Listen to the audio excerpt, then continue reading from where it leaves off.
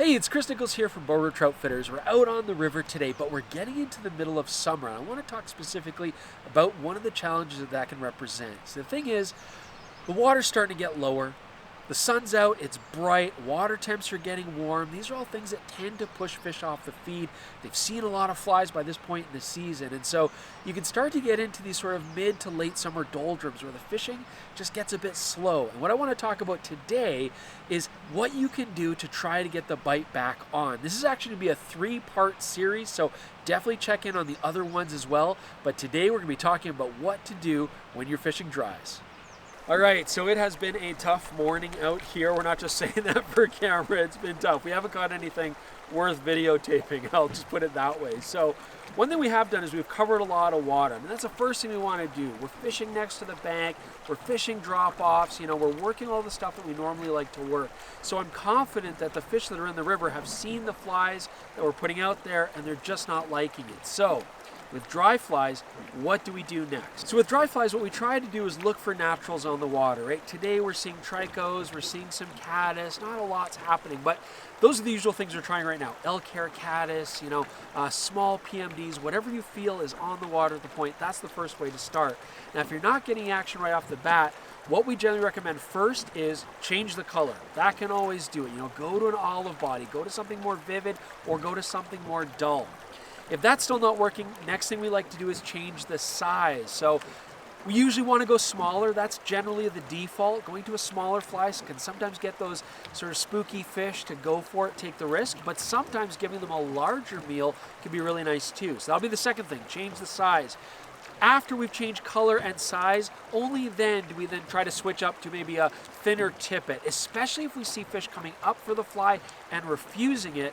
Then that's a good indication that we've probably got the right fly on there or something close, but maybe they're getting a little leader shy. Go down an X, if you're at 4X, go to 5X, you're 5X, go to 6X, see if that makes a difference.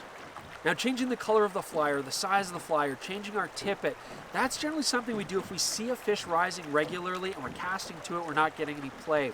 On a day like today, though, out here on the bow with all this hot sun, we have another trick up our sleeve. So it's summertime, we do have lots of hoppers in the water. We got grasshoppers all over. There's lots of terrestrials. So this is where we're going to try a technique called hopper dropper. This is technically still dry fly fishing, sort of. So we've got a larger foam hopper on the top, and then from that, we're going to go 3 feet, maybe 4 feet, and we're going to drop a small nymph. The idea here is now that we can work both columns of water, the surface and deeper down. This can be a really good technique when you're trying to hunt for fish and you're having a hard day. It's also just a really effective technique when there are hoppers on the water. If you've got such a big foam fly, might as well put a dropper below it. All right, so we're back at the boat launch. It has been a long day. We worked hard for the fish that we caught, but it turned out to be a really good day. So we did part 1 here on dry flies, part 2 on nymphs, and part 3 on streamers. We hope you watch all those videos. Fact is, we did all of that today. I mean, we fished all 3 ways, and we did catch fish all 3 ways. But you got to work for it. That's why we're doing this video. So when it came to dry flies, what we had to basically do, we tried, hopper dropper, we tried, just attractor patterns as we were going past the banks and likely water, but really what we had to do is look for rising fish. We did find some. Jeff did a nice cast after changing multiple flies, and this is again why we're talking about this. You got to try different flies. We tried different colors. We went smaller.